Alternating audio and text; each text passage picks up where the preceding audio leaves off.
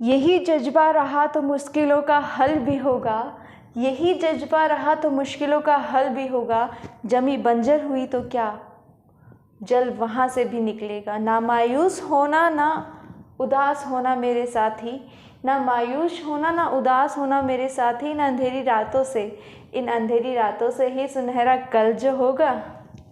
चलिए तो आज के इसी मोटिवेशनल क्वाइट के साथ हम अपना टॉपिक स्टार्ट करते हैं। टॉपिक था प्राकृतिक वनस्पति। क्या था? प्राकृतिक वनस्पति।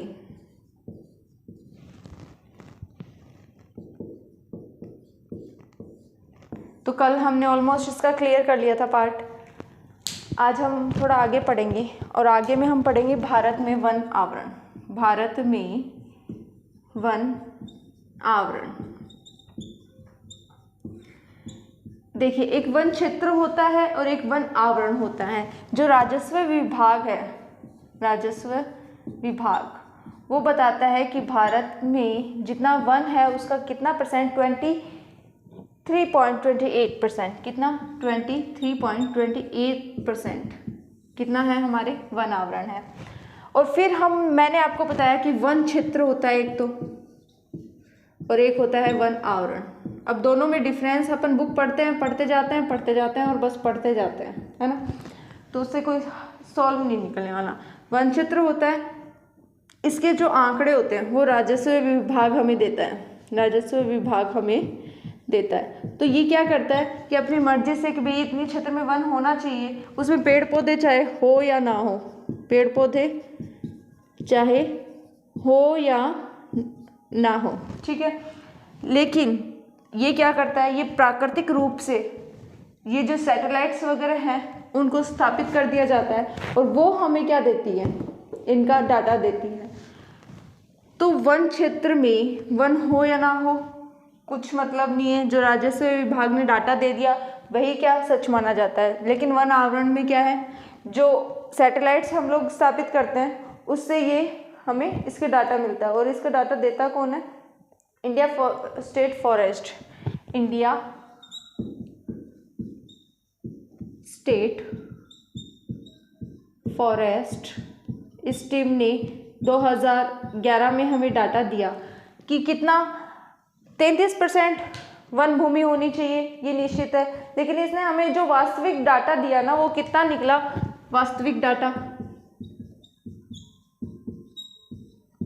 21.05% ओनली। कितना? 21.05% ओनली। लेकिन इसमें भी 12.89% और 8.75% डिवाइड हो गए। इसमें तो क्या है? सघन वन। और इसमें क्या है? विवृत वन। अब देखिए क्या कहता है वन रिपोर्ट की 33% भूभाग पे होना चाहिए और राजस्व विभाग हमें डाटा देता है कि वास्तविक कितना है? 23.28%। तो वन क्षेत्र किसके अधीन आता है? राजस्व विभाग। और वन आवरण क्या होता है? कौन इसके बारे में बताता है? इसके बारे में जो उपग्रह वगैरह है, वायु चित्र से हमें इनके बारे में रिपोर्ट मिलती है। अगर अब हम आगे पढ़े तो सॉरी ये 29 है, 89 नहीं है, 29। अब आगे हम बढ़ते हैं तो वन क्षेत्र और वन आवरणों के बारे में पढ़ते हैं। इनके अंदर क्या है? राज्य को लेके विभिन्नता है। कैसे? जैसे अगर हम बात करें अंडमान निकोबार और लक्षद्वीप की, लक्षद्वीप और अंडमान व निकोबार की, तो यहाँ पर तो ये क्या है? वन आवरण 0%। और यहाँ पे 86 या फिर अगर पूरे 86 मान के चलो, अगर पॉइंटों में जाना चाहो तो 86.93 आप लोग लिख सकते हो, ठीक है। किसको लेकर है कि वन जो आवरण है, वन क्षेत्र और वन आवरणों को जो राज्य के अकॉर्डिंग इसका विवरण दिया जाता है, तो वो ये है कि लक्षद्वीप में 0% है, अंडमान निकोबार में 86.93% है। जो उत्तर और उत्तर पश्चिम में जो राज्य है, यहाँ पे 10% से भी कम भूमि पे वन है। यहाँ की जो भूमि है वहाँ पे 10% से भी कम वन इस क्षेत्र में मिलते हैं। जैसे इसमें हो गया क्या क्या, राजस्थान हो गया, पंजाब, गुजरात, हरियाणा। ठीक है, अब देखिए पंजाब और हरियाणा ने क्या कहा, कृषि के लिए वनों को साफ कर लिया, कृषि के लिए वनों को साफ कर दिया, वनों को साफ कर दिया। तो यहाँ पे कृषि की जाने लगी। फिर तमिलनाडु और पश्चिम बंगाल की बात करें तो यहाँ पे कितना, तमिलनाडु व वेस्ट बंगाल की बात करें तो यहाँ पे ओनली कितना 10 to 20% मान के चलो। ठीक है, अब बात करें आगे प्रायद्वीपीय भारत की, प्रायद्वीपीय भारत जिसमें तमिलनाडु भी कंसिस्ट करता है, तमिलनाडु, दादर नगर जो हवेली आइलैंड है वो, गोवा, इन सब को छोड़कर, गोवा, दादर नगर हवेली, इनको छोड़कर बाकी जगह कितना है 20 से 30% है। और इससे ज़्यादा वन क्षेत्र कहाँ मिलेगा, उत्तर, दिख रहा है नीचे, नहीं दिख रहा, 1 मिनट,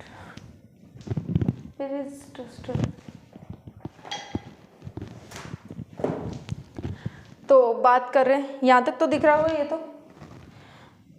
फिर बात करते हैं कि इससे भी ज़्यादा कहाँ मिलेगा, उत्तर पूर्व में 30% से भी ज़्यादा भूमि पे क्या है, वन है, वन आवरण है। फिर अगर हम आगे बात करें तो वन क्षेत्र की तरह वास्तविक वन आवरण में भी भिन्नता है। अब ये भिन्नता किस में थी, वन क्षेत्र में थी कि तमिलनाडु वेस्ट बंगाल में 10 से 20% वन है और प्रायद्वीप में गोवा और दादर नगर को छोड़कर कितना मोस्टली 20 से 30% तक वन पाया जाता है। और इस सबसे ज़्यादा वन कहाँ, उत्तर पूर्व में 30% से अधिक वन। और पंजाब की बात करें, क्षेत्र की बात हो रही है ये, पंजाब, राजस्थान, हरियाणा, गुजरात, इनकी बात करें उत्तर पश्चिम में 10% से भी कम वन पाया जाता है। अब वन आवरण की बात करते हैं तो ये कहता है कि जम्मू एंड कश्मीर को लीजिए, जम्मू एंड कश्मीर को, और एक तरफ लीजिए आप अंडमान निकोबार को,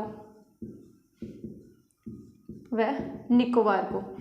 अब इसका तो वो कह देता है निकोबार कि 84% है किसका, अंडमान निकोबार का, और ये जम्मू कश्मीर का कह देता है कि ओनली कितना 9.5% है क्या, वन आवरण, जो हकीकत में यहाँ पेड़ पौधे हैं उसकी बात हो रही है। तो 9.5 बता देता, और उसका मैंने बता दिया 84.01% वन आवरण की बात हो रही है, वो ध्यान रखिएगा। ये वन क्षेत्र की बात करी थी हमने पहले, ये यहाँ तक ये सारा वन आवरण की बात हो रही है। 15 राज्यों में कुल भूमि के 33% से भी अधिक वन पाए जाते हैं। तो ये क्वेश्चन पुट किया जा सकता है, भारत में कितने राज्यों में, 15 राज्यों में क्या है 33% वन होने चाहिए भूगोलिक क्षेत्र पे, लेकिन इससे भी ज़्यादा वन है, इससे भी इंक्रीज हो रहा है, ज़्यादा वन है। ठीक है, बस इसके अंदर और मोटा मोटी कोई बात नहीं है। वन आवरण के अधीन क्षेत्र के आधार पर, तो ये जो वास्तविक है इसके आधार पर कितने 4 भागों में बांटा गया है। इसमें एक अत्यधिक सकेंद्र वन क्षेत्र, फिर उसके मध्यम आ जाएगा, फिर निम्न आ जाएगा, और फिर और ज़्यादा अति निम्न या कम कह देते हैं वो आ जाएगा। और इसके बारे में ज़्यादा बात करने की ज़रूरत नहीं है, ये समझ में आया होगा डिस्ट्रीब्यूशन इसका वन आवरण का। फिर हम बात करते हैं कि भारत में जो जनजाति पाई जाती है वो मोस्टली वनीय क्षेत्रों में पाई जाती है, उनका खान पान और सारा कुछ वनीय क्षेत्रों में होता है। तो भारत के जो कुल जिले हैं, भारत के कुल जिलों में अगर कुल जिलों की बात करें तो वो कितने हैं 593, और इनमें से 188 कौन से जिले हैं, जनजातीय जिले हैं। इनका जनजातीय क्षेत्र के लोगों का और यहाँ के वनों का आपस में बहुत अच्छा संबंध है। ठीक है, तो इसके लेके जनजातीय जिले हैं ना, भारत के कुल भौगोलिक क्षेत्र का क्या जनजातीय जिले भारत के कुल भौगोलिक क्षेत्र का कितना 33%, अगर पूरी बात करें तो 33.63% क्षेत्र है किसका, भारत का भौगोलिक क्षेत्र का, भौगोलिक क्षेत्र भारत की बात करें तो ये भारत के अंदर है भौगोलिक क्षेत्र इसका, किसका, जनजातीय जिलों का। ठीक है, उसके बारे में बात करें तो यहाँ पे क्या है, देश का 59.61% आवरण है, कितना 59.61%, ये है विश्व का। वन क्षेत्रों की बात करें तो कहाँ मिलेंगे, जनजातीय क्षेत्रों में। ठीक है, अब इसके अंदर वन आवरण को लेकर कुछ नहीं रहा, बस ये है कि वनों का और जनजातीय समूह का बहुत अच्छा रिलेशन है, ये इनकी देखभाल करते हैं और ये इनकी देखभाल करते हैं। ठीक है, अब बात करेंगे वन संरक्षण की। तो जो वन नीति है, वन संरक्षण नीति, वन संरक्षण नीति 1952 संशोधित कब हुई, संशोधित 1980, संशोधन कब हुआ इसके अंदर 1988 में, 1988 में। ठीक है, वन संरक्षण नीति 1948, बात किसकी कर रहे हैं, वन संरक्षण की, वन संरक्षण की। तो वन संरक्षण की बात करते हैं तो वन संरक्षण में नीति कौन सी थी, 1952 के अंदर क्या शुरुआत कर दी कि वनों को बचाना है अब हमें, क्योंकि बहुत कम होते जा रहे हैं वन, तो हमें नहीं बचाना है, तो इस कारण वन संरक्षण नीति शुरू की गई 1952 में, और उसको उसमें संशोधन कब हुआ 1988 में। और इस वन नीति के अनुसार क्या हुआ, सतत पोषणीय वन प्रबंध पर बल देगी। इसमें क्या हुआ, सतत पोषणीय वन प्रबंध पर बल दिया जाएगा इसके अंदर। फिर बात करते हैं इस वन नीति के उद्देश्य क्या थे। बस संरक्षण से तो मतलब यही है कि वन में रहने वाली प्रजाति और यहाँ के जो जीव जंतु स्पीसीज, मतलब चाहे वो प्लांट्स की हो या फिर जंतु या पक्षी वगैरह जो भी कुछ हो, उन सब का बचाव करेगी ये। ठीक है, तो इसके अंदर हम बात करते हैं देश में 33% वन लगाना जरूरी हो गया। किसकी बात करते हैं कि क्या इसके अंदर उद्देश्य थे, वहाँ लिख लेते हैं।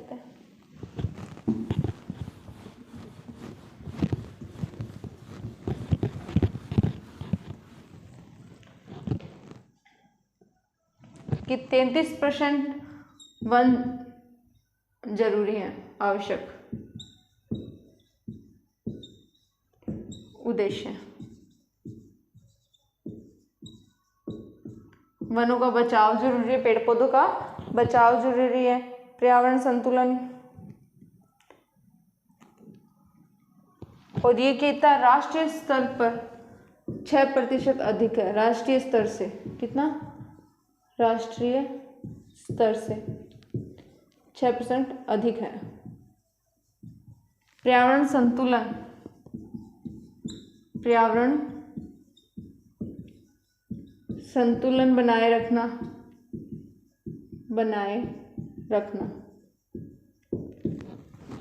थर्ड में हम बात करते हैं, और इसके अंदर जैसे देश की जितनी भी धरोहर है, जैव विविधता है, उन सबका संरक्षण करना, पेड़ पौधे बचाना, देखो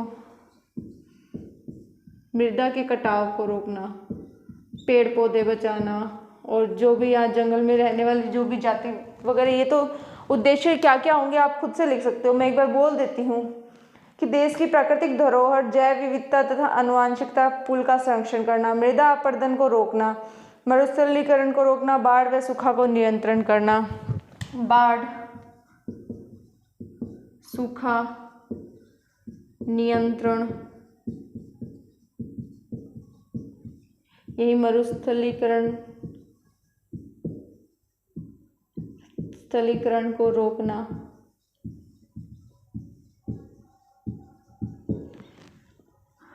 और अगर लिखना चाहो तो और देख लो, जैव विविधता वाला भी लिख सकते हो कि वनों की उत्पादकता बढ़ाकर वनों पर निर्भर ग्रामीण जनजातियों को इमारती लकड़ी, ईंधन, चारा, मतलब वनों की उत्पादकता बढ़ाना,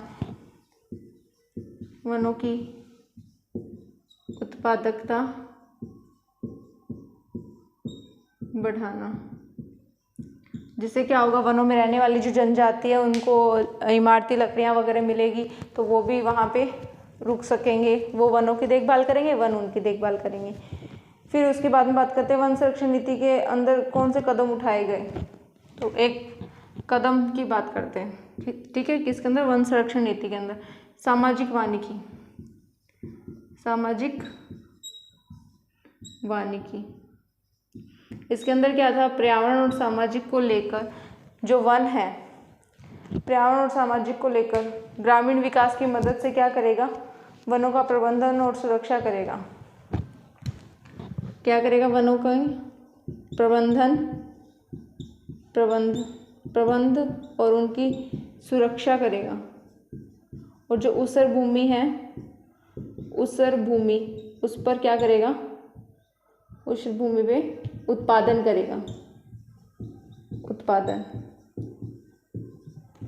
फिर बात आती है कि सामाजिक वानिकी में किसकी हेल्प से करेगा, ग्रामीण क्षेत्रों में, इनके ग्रामीण क्षेत्रों की हेल्प से ये करेगा।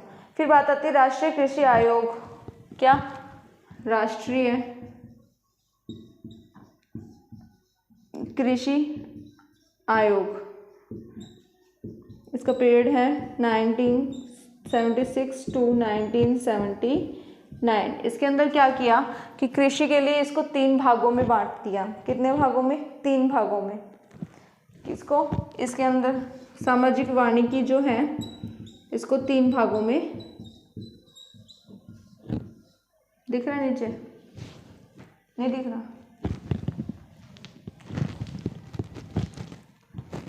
यहाँ लिख लेते हैं, 3 भागों में बांट दिया। ये ऊपर देखिए, पहला कौन सा था, शहरी वानिकी,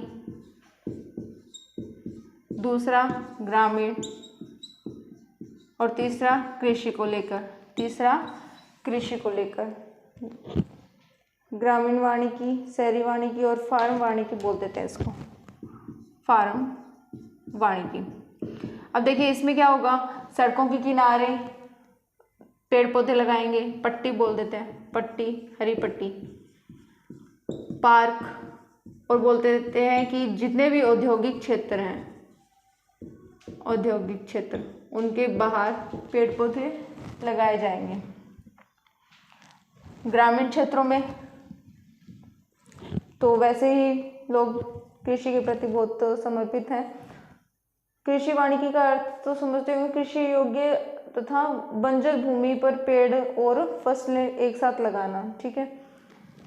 ग्रामीण में क्या होता है, कृषि वानिकी और सामुदायिक कृषि वानिकी, क्या करता है ये, कृषि वानिकी और सामुदायिक वानिकी को बढ़ावा देता है।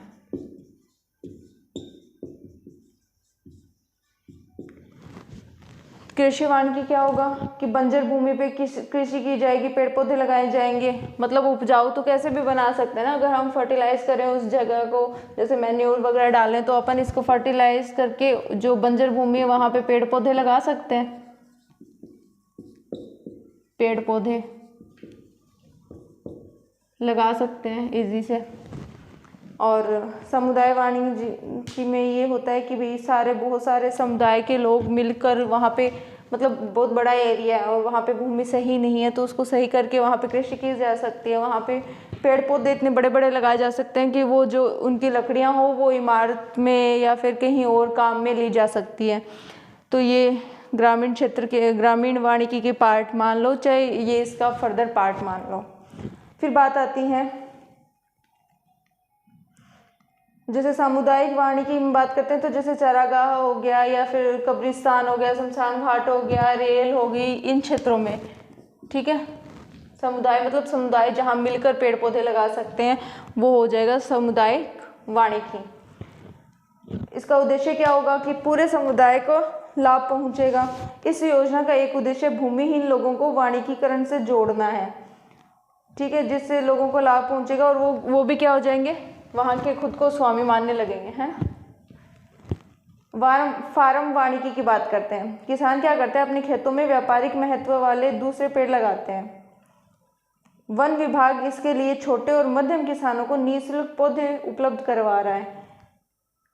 इस योजना के तहत कई तरह की भूमि जैसे खेतों की मेड़ें, चरागाह, घास स्थल, घर के पास पड़ी खाली जमीन, पशुओं के लिए बाड़े में भी पेड़ पौधे लगाए जा रहे हैं। क्या कर रहे हैं यहाँ पे किसान, क्या करता है, खेतों में व्यापारिक